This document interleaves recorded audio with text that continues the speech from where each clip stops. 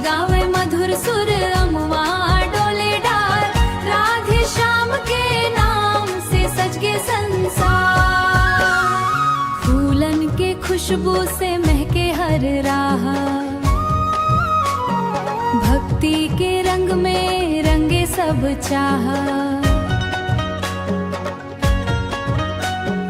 बंसी के धुनिया सुन झूमे रे गाँव, झूमे रे गाँव।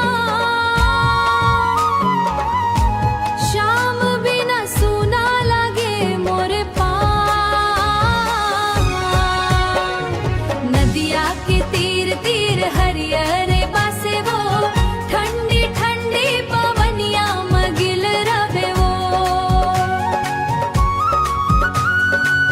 ठंडी ठंडी पवनिया मगिल रवे वो। सांझ भय दीपक जले घाट किनारे,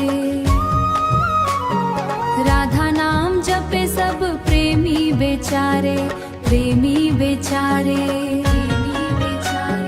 चंदा भी निहारे यमुना के धार, यमुना के धार। श्याम संग राधा का अनुपम प्यार। नदिया के तीर तीर हरियर बासे वो, राधे श्याम के चरणन में मन रमे वो। राधे श्याम के चरणन में मन रमे वो। नदिया के तीर तीर हरियर बासे वो।